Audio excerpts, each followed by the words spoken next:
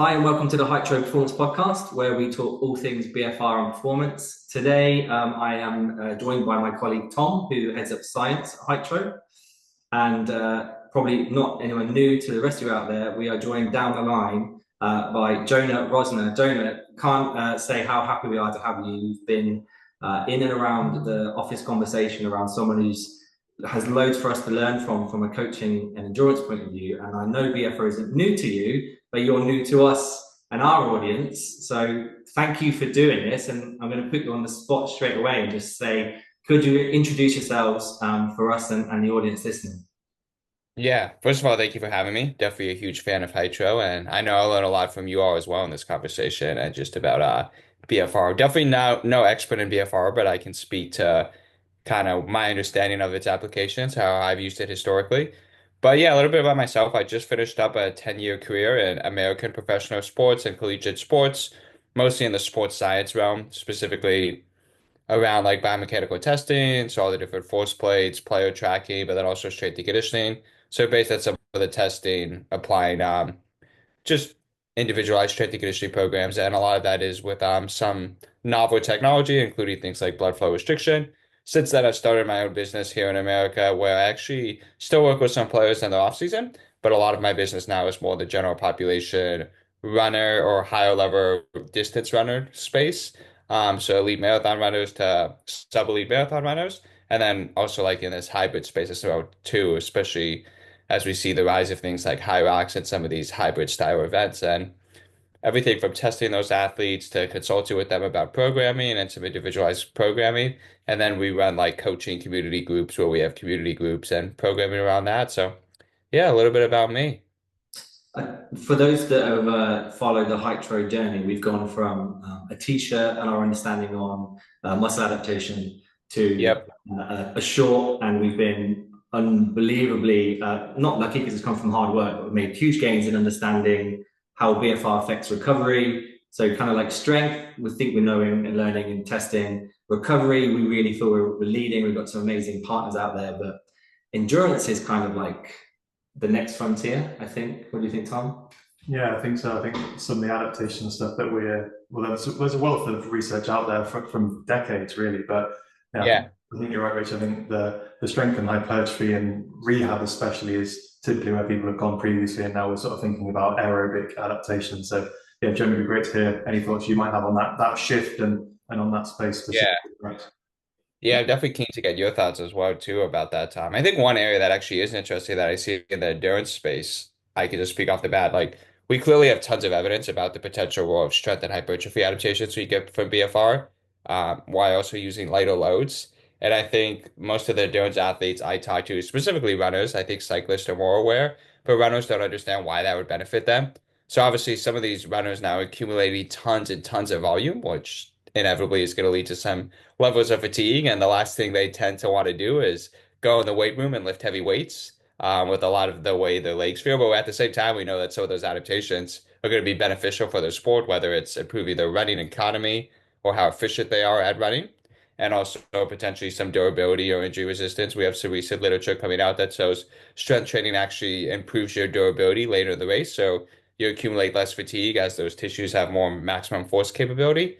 But the athletes I work with tend to not want to do it because of the high volume of running. So I think it's kind of, and Tom, I'm keen to get your opinion, a cool way you could convince them, hey, like you can get some of these strength and hypertrophy adaptations with a less mechanical loading. You don't have to go after the heavy weights now. And I think that's one potential use case already for runners and these endurance athletes. And be curious to get your opinion on that, Tom.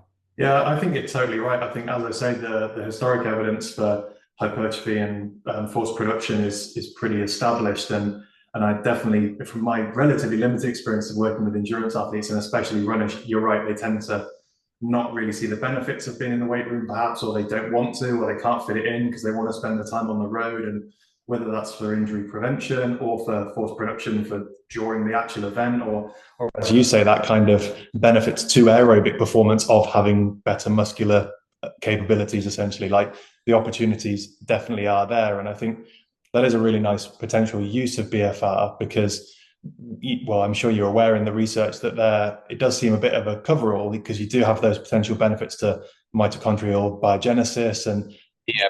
things like that, but then also the more muscle fiber type stuff, and exactly as you said, the reduction of load for increased benefits in force production as well. But I guess bringing that back to where BFR started, where we started, Jonah, where your career started, it is force and it is muscle, and NFL gyms, right, is where you started, and is that where you first met BFR? My first time used BFR, I did a graduate studies at University of Texas, Austin, but also worked for the basketball team that's there. So we used it with the basketball teams at UT Austin. Yeah, but it would be more around strength It's adaptation. all about strength, all about strength and power adaptations or coming back from injury. Sure, like a rehab lens. Exactly, which is probably relevant for endurance athletes as well too, as they're and Tom, that's another cool idea is as they're coming back from injuries, potentially maintaining strength and hypertrophy in that injured limb, but also endurance gains in that injured limb as well.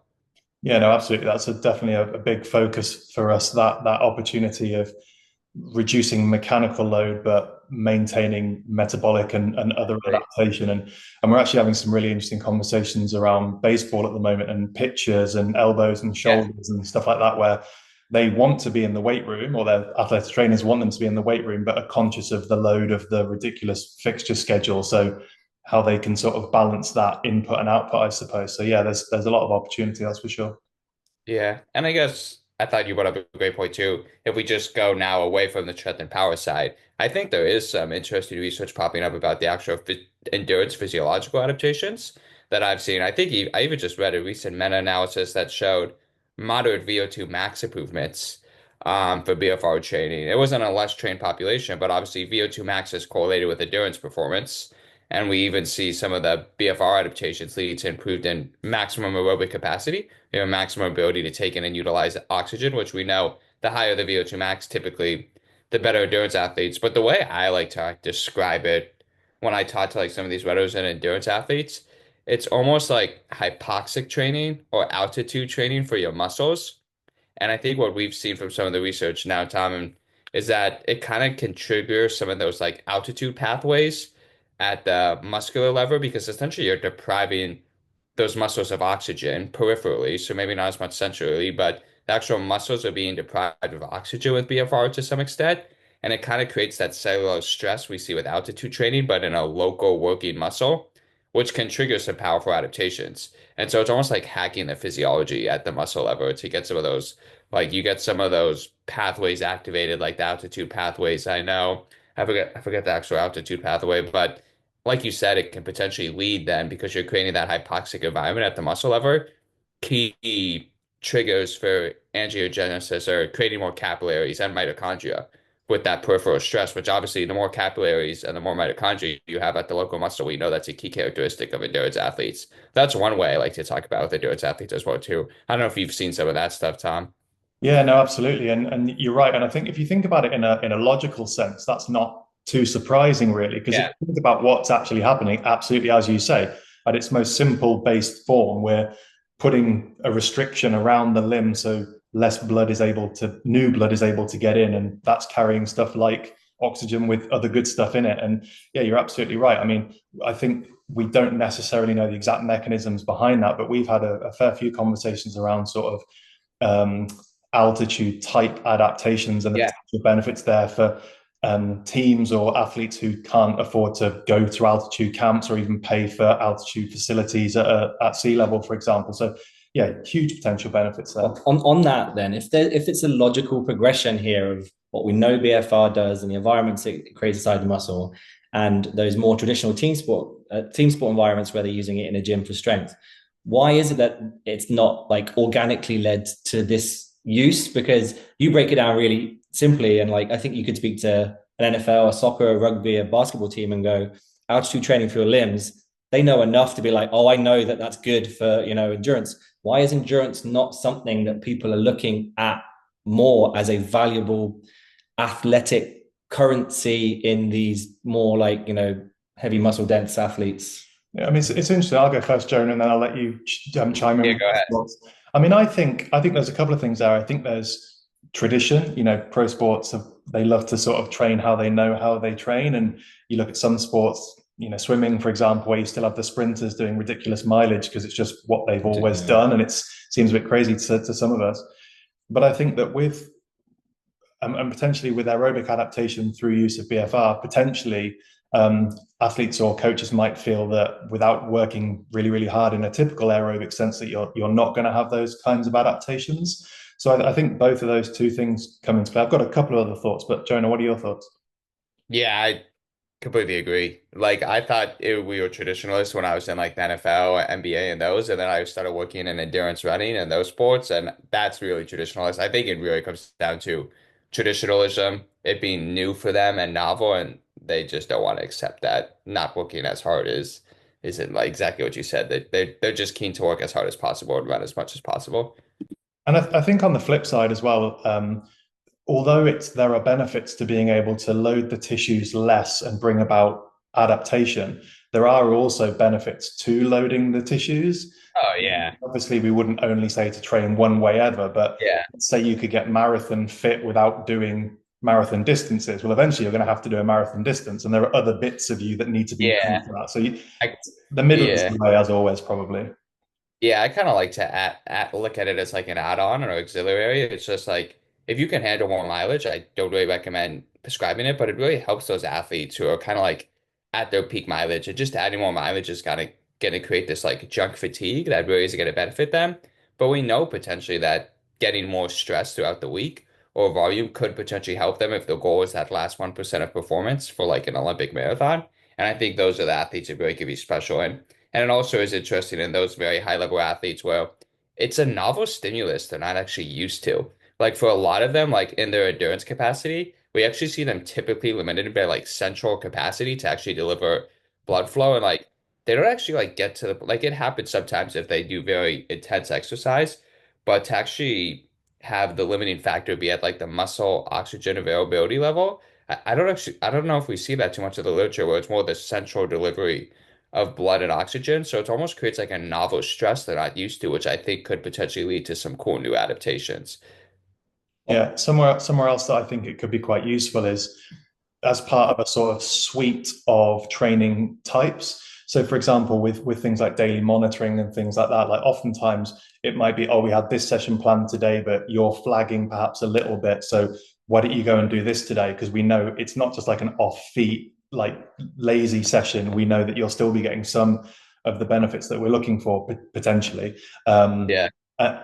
But you have that reduction in external load by utilizing the BFR. So I think that's another real interesting potential use of it, a sort of suite of use. But coming out of this science for a second, Jonah, you're a coach as well, right? And if you speak to Warren, our founder, he's very much wanting to position this team and company and the product at the crossover between sport and science.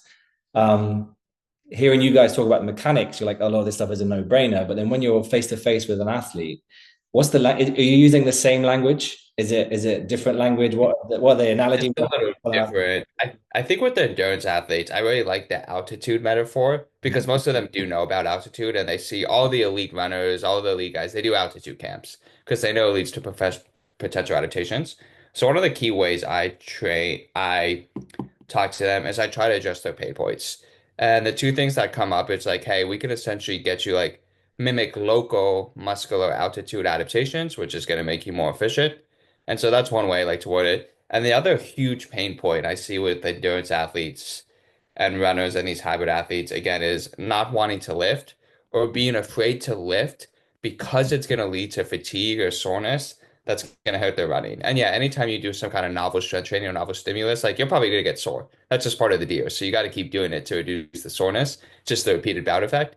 But I think it is a cool way to say to them, hey, one of the things you don't like doing is lifting because you don't want to lift heavy weights because you think it makes you feel crappy. Here's a way we can get some of those potential benefits that's going to make you a faster runner or a more efficient runner, always tie it back to what they care about. And you don't have to go in and squat 90% of your one rep max. So that's one way I like to address it to them as well.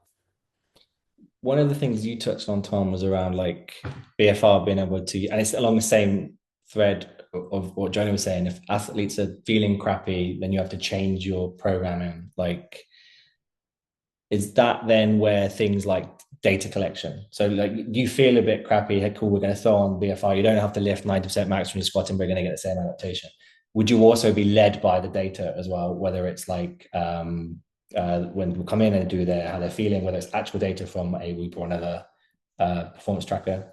Yeah, I would say that the subjective and the objective both sort of help to paint the picture. It's, they're both really, really important. That's where a sort of good rapport with your athletes as well and a good understanding of their trends are really, really important, because you'll have some people that come in every day and say they always feel brilliant just because they think that's what you want to hear, perhaps, or maybe they do feel really great every day. But having the bigger picture of what they say to all of those different questions and how they test on cant movement jumps, for example, or other metrics if you're testing bloods or things like that, you do have to look at that whole picture, I think. So you're not necessarily going to look at like a number and be like, okay, you're doing this today. You might then go and speak to them or whatever. But yeah, does that answer your question? Yeah, it does. And I think you're right. We're never going to get away from the subjective and objective. And what interesting here from both of you is we're all excited about where we see the opportunity for BFR going from an athletic point of view. Obviously, Hutch is very excited from a product and a business point of view. How much of the research has to be done before you guys as academics and coaches feel confident to take it there? Or how much are you excited by going and doing this research and in the unknown? As long as it's safe, what does it take, Jonah, for you to like try something new with an athlete? Yeah, I mean, honestly, not a lot, I think. Watch out, everyone. I mean, if I'm being completely like something like BFR that's been established over and over again, and we see the literature, I think the return on investment is high relative to the cost. Like it's always a cost benefit analysis for me. And if something has a very little cost, like we know BFR is safe, like it's not going to create any kind of damage that I'm really too worried about. And there are some potential benefits.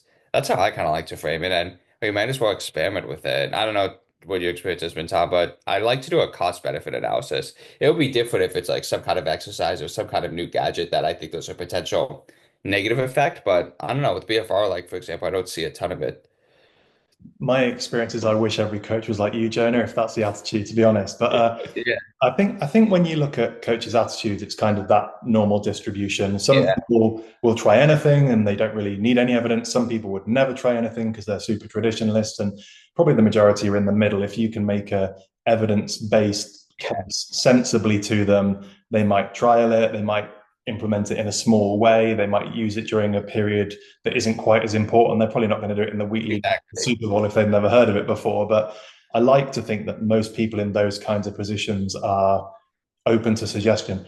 The thing that I think sometimes plays with that argument a little bit is it depends who is the decision maker. So if it is someone that in the UK we'd call a sports scientist who's in charge, then they might be a little bit more susceptible to listening to new ideas.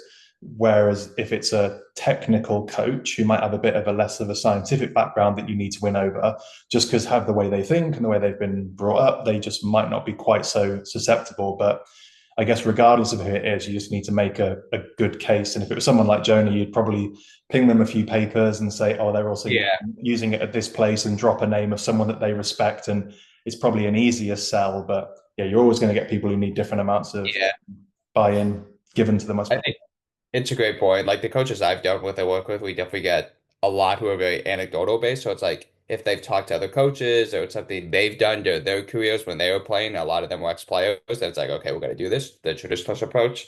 And then you get those very heavy scientists who want the actual literature. So I completely agree. You get that nice skew. Taking that traditionalist thing and unpacking a bit more, when you then look at traditionally endurance athletes, endurance sports, is there much gatekeeping of best practices and knowledge? Like over here in the UK is different to the US, where like some soccer teams don't want to tell each other what they're doing. I know I've seen guys in the States and they're like franchises think they have the secret sauce. And, we're not telling you that BFR is a thing in our locker room right now. Is it the same in endurance, or is it endurance? I think it depends. You get that skew. It's actually funny. I've had experiences too where it's really based on like the coach and the individual. Like there's some of these younger coaches who are similar to my age who I'm friends with, and like we have these really open dialogue and conversations, and they're very open to it. And then some of the older coaches I talk to who like grew up in a time like they are very secretive about it and they don't want to talk to like the younger individuals, the new kids on the block about some of the ways they've done it. So you get a mix of both. I do think running is kind of just like any sport, competitive sport. You get individuals who think there's value in hiding what they're doing and that because they have some type of competitive advantage. So I've definitely dealt with both, but I don't know. I think in my experience with running, I always find it, or like the endurance side, I always find it really funny when these coaches are keeping secrets because they think they have like some kind of special sauce, but it's just like every coach I talk to and all the literature I review, it's just like the commonalities of like there's nothing special. Like I don't think there's anything like special workouts in running or endurance sports. It's more just like consistent over time, high volumes of running and like training for the specific demands of whatever the race is tends to like win out and just like good nutrition, good sleep and all this stuff. So I think running's an interesting sport where people get very dialed in about like the 400-meter repeats, the 600 for 600 meters or the kilometers. And I just don't know how much those minute details actually matter in my experience. Yeah, I mean, consistency is the cheat code, right? And we've talked a bit today around how excited I think we all are about how introducing BFR potentially around that strength training and load management could potentially add to endurance abilities. But then you touched on it there, the sleep and nutrition as well, like recovery, like rest and digest. Sure, consistency of recovery is as much the secret weapon of endurance as anything else. Like, Yeah. What are the pillars that make great endurance athletes? What are the things that have to be no-brainers? I think you hit the nail on the head. I think the reason recovery is so important is because we know just accumulating high quality volume in a training week is a key characteristic of endurance athletes. Like some of the best triathletes that are training 30 hours a week. Some of the best runners run consistently over, I'll do it in miles, my kilometers is about over 100 miles a week consistently. Just tons and tons of hours of training. And that's the one commonality we see. So it's obvious that you have to really prioritize recovery because recovery is what's going to allow you to get to session after session of high quality training, which I think is really interesting. I'm starting to think we're seeing individuals really understand how critical that is. And so they're optimizing nutrition, like nutrient timing, supplementation, sleep environments, just to really optimize the recovery.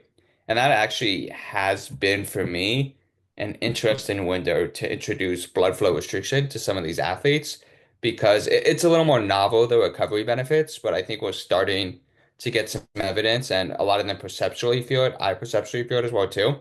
So that's been a good introduction to it too. It's like, hey, you just have to wear these passively and those potential recovery benefits. Jonah, can I ask you? You segued brilliantly there, whether you meant to or Yeah. not. We spoke a little bit about altitude and about sort of how logically, by occluding, we might bring about some of those altitude training type adaptations. Something that we've been talking about a little bit recently, and there is some evidence for it out there, and I'm being really interested to hear your thoughts. And you mentioned the nutrition aspect of recovery is the potential for BFR and nutrition, because obviously it's the blood that's going to carry these nutrients ultimately, and we're talking about glycogen replenishment and potentially amino acid replenishment. Exactly. Yeah. Is that on your radar at all? Are you doing Yeah. that, or what do you think?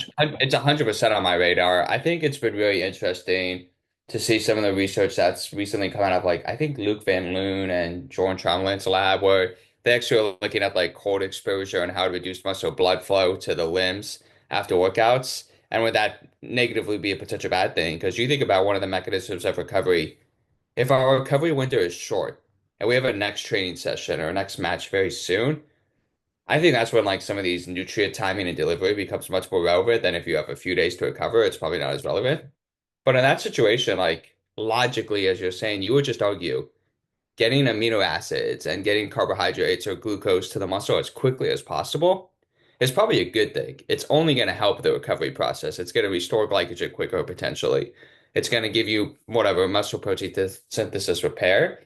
And so I think if we can find ways to, again, not reduce blood flow and get more delivery of nutrients faster, there is a potential benefit.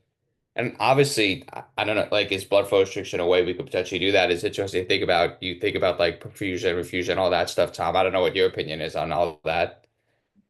Yeah, no, absolutely. And Warren likes to talk about the sponge that you squeeze and then put in the water and let it go. Then it's going to fill it with water much faster. And very simplistically, that could be what we're talking about. And I think it was Richard Ferguson's lab. Chris Yep. Johnson's had a paper on muscle glycogen uptake, I believe, using BFR, and it does seem that there are some positive benefits. And as you said a couple of answers ago, the passive nature of BFR's use in that instance, if you're just wearing a pair of shorts and strapping up before your protein shake or your recovery shake, I mean, that's a pretty light lift to potentially have a pretty exciting. It's really cool to think about that, right? It's like we're seeing, like we know muscle glycogen resynthesis after a very hard depleting session is like typically takes, like there was just a really good paper that looked at liver versus muscle glycogen resynthesis, and it's probably going to take like over 24 hours or longer if you're really depleting. And that's where the post-workout fueling, because most of these endurance athletes, they're running twice a day, or they're working out hard the next day. They're working out hard again within 12 hours typically. So that's why if we can speed up that process as much as possible. So that's why I do think I was actually going to ask you about that, the potential like recovery dynamics from the glycogen uptake. I think could be a really interesting use case because that's key. Like if you go into a session that's reported with low carbohydrate availability, I'm biased, but I personally just think performance is going to be at a lower quality. Yeah, I mean the research definitely suggests that, doesn't it? Yeah. Substrate availability, and there are obviously benefits around mitochondrial biogenesis and Yeah. training and stuff, but it depends what you're trying to get out of it. But no, it's definitely something that's on our radar, shall we say? Ooh, cool. I think I was go ahead, Zach. I might be speaking to the wrong crowd here, and then I need to know my audience. But we've talked in depth about a lot of the mechanics and science behind what we're trying to do with BFR, whether in our research or with athletes. And typically, I'd ask guests: is programming, training and recovery, an art or a science? I feel like you guys are firmly in the science. I might have been once. I'm probably getting artier as I get a bit further down the road. I think when I was straight out of university and with a few accreditations under my belt, it was, well, I've read in the textbook it needs to be this, and this. But I do think that there's no accounting for experience. And when you've been through a few hundred athletes, as Jonah, I'm sure you probably have, you recognize that it's the individuality of the person that I think means it can't be full science. So I think that has to be a blend. But Jonah, you're the coach, I'm not. No, I agree. I mean, I think people don't like to admit this, but from a recovery standpoint, there is a huge perceptual and subjective element to that as well. And like if you subjectively feel like you feel better, you're probably going to be more recovered, honestly.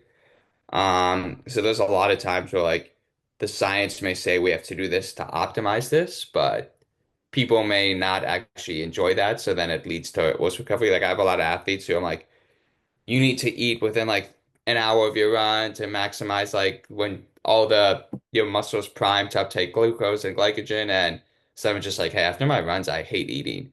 And like we'll try to compromise where it's like we'll just have like some kind of liquid form and they just won't do it. So it's like some of those give and take situations where they just feel worse, be crappier by eating right after the run, even though I don't agree with that. So that's just like a prime example. Or for example, like I don't really think there's a ton of anecdotal evidence for like foam rolling or passive static stretching improving like recovery or performance, but I have some athletes who swear by it, and I'm just like, hey, if it makes you feel better, there's no harm in doing it, and so go ahead and do it. So I think it's about finding that art versus the science. Like for me, it's like, oh, I think you're stretching and foam rolling's a waste of time, but perceptually it makes you feel good, then maybe there's value in that. Yeah, I definitely agree with that. And I think as well as like eating for recovery, just to stay on eating, you definitely get that a lot in the nutrition pre-event as well. I worked a lot with soccer players, and some soccer players want to go out feeling like every cell in their body is full of glycogen, and some want to go out feeling really light and mobile and won't want much at all.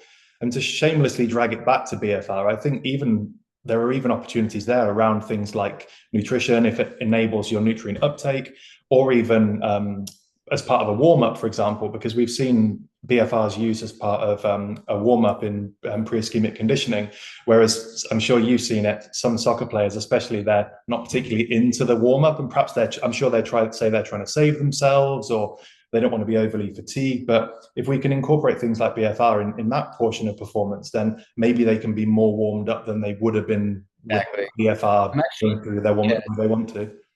Tom, I'm curious, actually, the ischemic preconditioning. Now, you did a great job segueing. I'm curious, what do you think of the potential use cases if you had to brainstorm for endurance and like these hybrid athletes from like a warm-up standpoint for the ischemic preconditioning? Twofold. Number one is before like an event where they're going to go out and race a marathon, like is it so long? Would it even matter? And number two, I just came across a very interesting paper that showed that ischemic preconditioning before, like if they had two workouts in a day, if they did it before the first one, it actually improved recovery times potentially for the second workout, which I thought was really interesting. So I'm curious to get your opinion on both of those. Yeah, I'm not too sure about the second paper you mentioned. That's Yeah. really interesting. Any idea on the potential mechanisms behind that? I don't know. I'll send it to you after. I think the main thing was that because the first session, there was some potential benefits to like it reducing the internal load of the first session, that it just had a smaller recovery cost, which was kind of interesting. Like logically, I can understand that. Yeah, that logically makes sense. But yeah, it does seem that we've done some internal case studies with some high level athletes looking at physical performance following ischemic preconditioning as part of the warm up on things like counter movement jumps and sprints, like pretty simple stuff. But we have seen some real positives there. And would it just be the sort of initial phase? Yeah, probably, but that could be quite important. And it's quite difficult to track longer time courses for things like that because they're then going and doing the event if we're talking about in the real world. But yeah, I think it Yeah. probably would be most beneficial in that early stage. But again, for some athletes, that's probably quite important if they aren't warming up in the way that you might want them to. Yeah. So if you were gonna, based on I'm curious now again, on the recovery standpoint, if you were gonna say very practical for like an endurance athlete, like let's say I have an endurance athlete, because I've thought about this, we have a run in the morning and a run late at night. What would you practically say after the first one run is a way we can incorporate BFR to potentially improve recovery? Because I think this is where a lot of the runners are going to be very interested. Is it with that nutrient uptake than just doing BFR, driving your protein shake and your carbs, for example, after the first session? Yeah, I mean, we're a bit less sure on the nutrition side of things, but it does seem Yeah. from a subjective and an objective point of view as well that swell.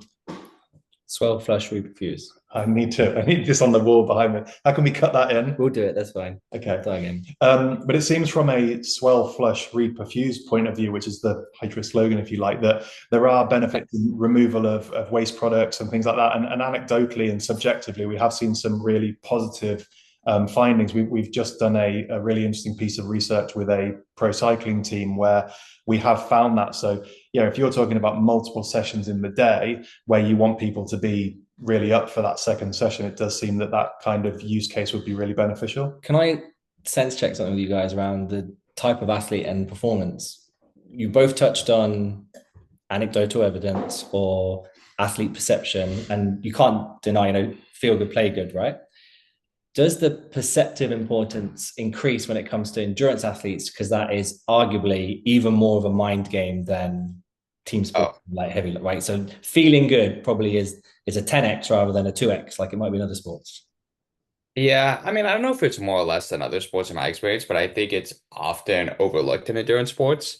People tend to think endurance sports are all physical, which there's a huge physical component for running because it's like you're just running in a straight line, which is terrible if you think about it for like 2 or 3 hours. Yeah, like those cyclists. Oh. Yeah, it's just like I'm like this is terrible. Well, I don't know why I do it, but it's terrible.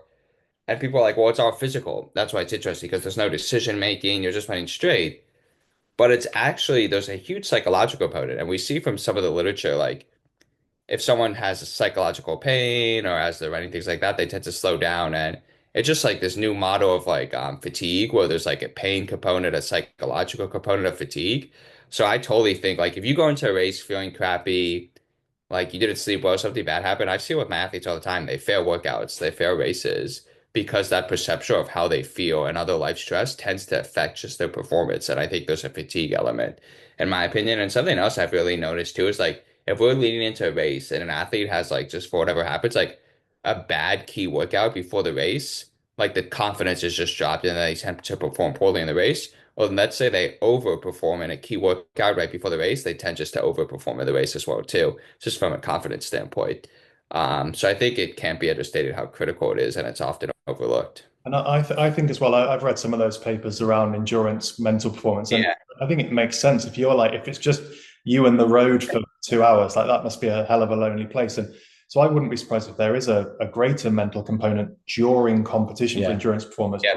Because I'll go back to soccer, which is my bread and butter, if you like, there are quite few closed skills in soccer, maybe for taking a penalty kick or something like that. But Otherwise, it might just be before you step onto the field, you're nervous. But once you're in it, you don't really have too much time to think about it because it's, oh, wow, I've got the ball, get my head up. Where can I get it to? What do I need to do now? Like, there's not a lot of thinking time, I wouldn't say. But if you're a Tour de France rider or a marathon runner, like, there's a lot of thinking, I would imagine. I love that. We've never spoke about this, but the impact of, I'm stretching the analogy here, like BFR on confidence is really interesting because like what we do know more scientifically is around, look at female athletes who at certain times in their monthly cycle, like it's not just feeling shitty, like, you know, they go in less hard to challenges and they work out in the gym less hard because of their capacity to do that workload. So yes, BFR helps with load management, but if you're we've seen down with some of the rugby teams you work with, the guys are like data obsessed. They turn up for training and go, oh, my Whoop says I had terrible sleep and I got no energy. This is going to be a terrible workout. And lo and behold, it's a terrible workout. Whereas if you had that and then the coach had in the back of his mind, it's going to be terrible because he's obsessed with his Whoop. Don't worry, lads, BFR today. So it's a lighter. Yeah. At least he knows they're getting the same adaptation they would have got anyway. Yeah. So. It's like something to build on that even a step further, if you like, is something that's come on our radar relatively recently, which I know very little about. So Jonah, if you know anything, feel free, but just something that's interesting is moving away from specifically thinking about BFR research to blood flow research and looking at cerebral blood flow and cognitive ability. And obviously a lot of sports have a severe cognitive demand. So, you know, we're not going to get a Hytro dog collar anytime soon, but, you know, who knows potentially in time whether we could look at blood flow manipulation that improves cognitive performance. And if that's implemented during training in some way, and then you have the benefits during performance, I mean, there's a lot to go out. I definitely don't know a lot about it. I think the safety concerns of the dog collar may be harder to keep on than the other BFR. But yeah, no, I'm definitely not an expert in that area, but I have been thinking a lot recently about blood flow distribution from a recovery standpoint. And the cerebral blood flow is super interesting. I'm definitely not an expert, but I think there is like some interesting research about like brain training or whatever they want to call it, improving performance of like sports where decision making is a key element. So super interesting to think about. Yeah, I mean, there's definitely something about like we know in endurance athletes, a key thing of bonking is like there's a nervous system element. So when the nervous system is running low on glucose, then potentially that's a key thing of bonking as well. Jonah, something else from me that I'd be really interested to hear your expert insight on, and I don't really want to lead you too much with the question, but as an endurance coach, if you could improve through the use of BFR one area specifically, where would you almost see the biggest return? Would it be in the weight room? Would it be on the road? Would it be recovery? I mean, again, I said I wouldn't lead you, but where's the biggest bang for our buck, if you like? I'd be keen to get you.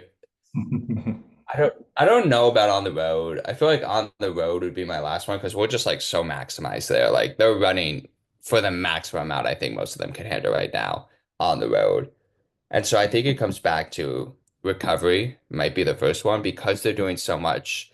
If we can improve recovery, I think that actually is going to be the key that allows them to do more, which potentially more high quality training. And I think more high quality training would lead to improved performance because there's a reason that we've now set it at like 140 miles a week. It clearly like works. So I think if we can improve recovery to allow for more high quality training. So I think based on what you said, especially recovery in double days, like athletes are running 2 or 3 times a day now. So if we can improve the recovery between those through BFR, I think that's going to be super fascinating. And then the other huge one is the weight room.